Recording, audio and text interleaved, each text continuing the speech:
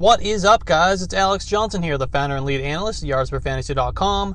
Welcome to the 53rd episode of the Feed Me Fantasy podcast. Let's eat. Question for you. Do you guys build your own projections? Or have you ever wanted to try it? I never have done any myself or really even considered trying. It feels like a ton of work and I wouldn't even know where to begin. But I think I'm going to give it a shot this year. Our director of content at Yards Per Fantasy, Matt Flowers, you can find him on Twitter at MattFFBall. He built a projections template that is super easy to use. It's all set up and ready to go.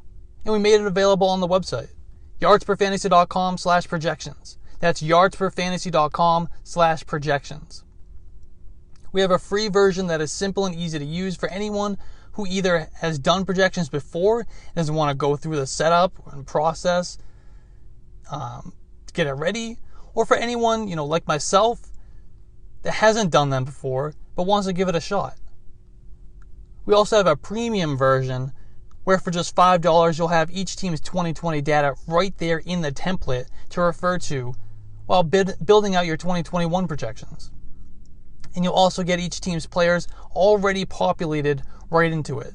You just got to start plugging the numbers in. I'm using the premium version because I just want to open it up and get started. And if you're like me, you want to check out Matt's How to Build Projections guide, which is also free right on the same page, yardsperfantasy.com/projections. You know who's in line for a sensational second season? Underdog. That's right. Coming off a huge rookie season, the expectations for Underdog Fantasy's sophomore campaign are sky high. And they're answering the call with the biggest best ball tournament ever. Best Ball Mania 2 has a $3.5 million prize pool, and $1,001 will go to first place. The biggest prize ever awarded in a best ball tournament. And you know my favorite part? No waivers, no trades, no setting lineups, just drafting. That's all the best of fantasy football without the bullshit. So just go over to underdogfantasy.com or download the app. Use promo code YARDSPER, that's promo code YARDSPER, all one word, and take your shot at $1 million today. It's prime rookie draft season. The rookie draft is one of the most important elements in building a dynasty franchise that can sustain long-term dominance. Taking the wrong approach to this part of the game can ruin your team for multiple years. I don't want to see anyone put their teams in that position, so I figured I would lay out my best practices for how to handle the rookie draft. Let's go dominate. My first tip is enter the draft with more picks than rounds. Throughout this episode, you'll notice I refer to the rookie draft picks as currency. You want to have as much of it as you can when you enter the rookie draft. This will allow flexibility when moving around the draft board and acquiring assets, whether it be veterans, more picks, or future picks. While I suggest going into a draft with at least one additional pick, I'm not saying that you have to, or even should, use them all on rookie selections. But if you're building a dynasty that is intent on competing year over year, then you always want to have a plethora of capital. Number 2 is wait to trade away picks until you're on the clock. Think about this. Your league mate is convinced Prospect X, let's call it, is going to be a stud.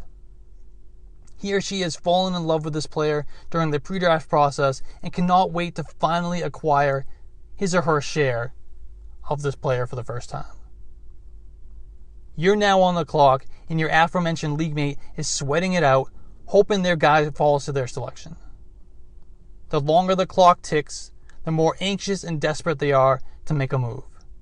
This is your time to strike. There is no moment where this pick that you hold will have more value than right now.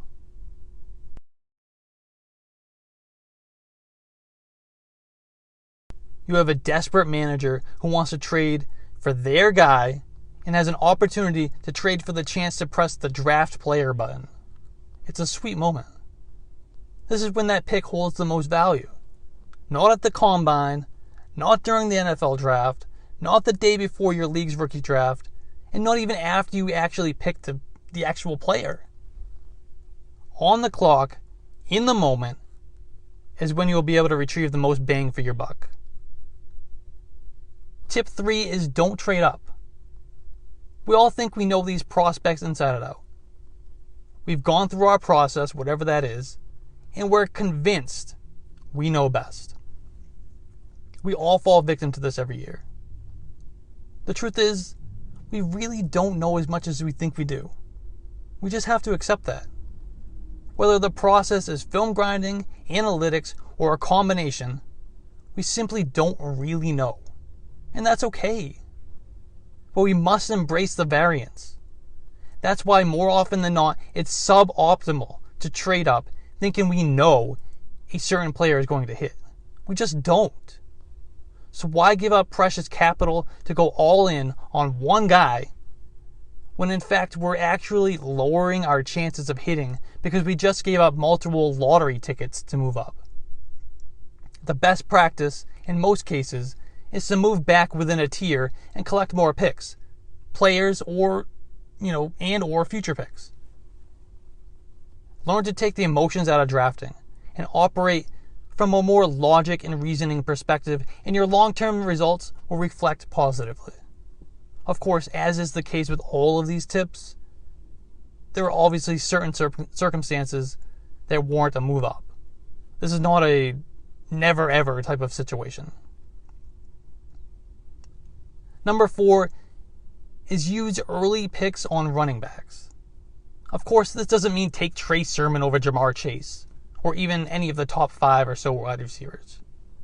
But in most cases, top tier running backs should be valued over top tier wide receivers. It comes down to position scarcity. Elite running backs are harder to come by than high producing wideouts. And how often do you hear about a wide receiver who was a league winner? Not very often. It's always running backs who make the difference on title winning teams.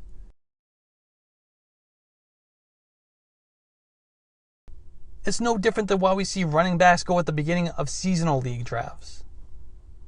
The guys toting the rock are also generally a safer bet. A running back with good draft capital is basically guaranteed to get plenty of opportunity to fail before a team moves on. Where for a wide receiver, it's much harder for an underperformer to be a fantasy relevant player because a quarterback can simply just not target him. Again, I'm not telling you to take this tip literal or to the extreme, but when we have guys similar in value and talent, always lean running back. If you're concerned about longevity, I get it. Generally, wide receivers, they last longer. But if you know when to get out from a running back, trade him for a wide receiver. But if you know when to do it, then you'll really hit the sweet spot in maximizing the value of your dynasty roster at all times. But that's, a strategy for another day. Tip number 5 is draft for upside in the later rounds. Home runs, baby. We want to hit those home runs, right? We all do.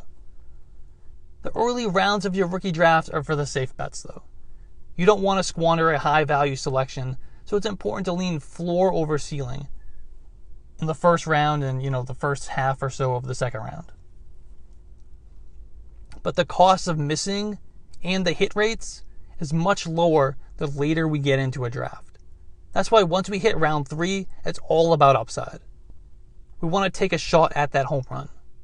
Find the next Chase Claypool. Find the next Stephon Diggs or James Robinson. Rip. Number 6 is draft picks are currency. Like I mentioned earlier, draft picks are currency of dynasty leagues. It's the currency. It's the money we play with. It can be used in all sorts of ways, whether it be moving around the draft board, buying veterans, or simply using them at face value to select a prospect. That's why it's important to spend it responsibly. A few misspent draft picks will doom your team in the long run. It's also why you want to collect as much of it as you can. The more picks you have, the more valuable your franchise is. Number 7 is walk out with additional picks in next year's draft. So building off the last tip, one of my favorite dynasty hacks is to add additional draft picks for future years.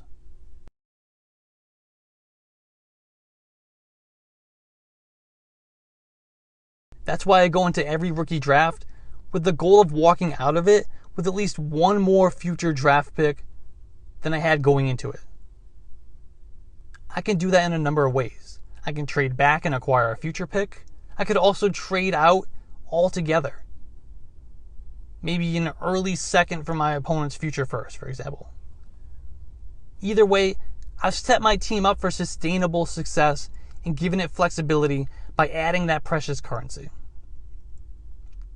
And number 8 is take the best player available. There's a time and place to fill a need. The rookie draft is not that time nor that place. Instead, the rookie draft is to increase the value of your dynasty team. There is no reason to worry about your starting lineup more than a month before the season kicks off. Build a valuable roster instead. There will always be opportunities to trade for need. And because you drafted for value, you have more in your pocket when it's time to make that deal.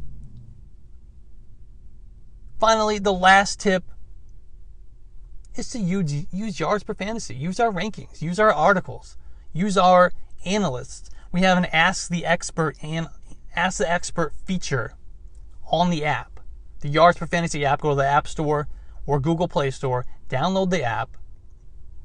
On the menu, left-hand side, all the way at the bottom, Ask the Expert. Ask your question, goes right to us, and somebody from our team will get back to you, usually within a few hours, to answer your question, whatever it is. Value, trade, whatever. Ask us. We're here. That's what we're here for. But anyway, that's going to be a wrap for today. If you're not already, please follow me on Twitter at @A_JohnsonFF and the site at YardsPer. Please be sure to subscribe so you don't miss the next episode. Also, please be sure to rate and review. It really helps me out a lot and is much appreciated. And go download the Yards per Fantasy app right now and give us a 5-star rating and review over there too. Thanks, guys. Cue that music.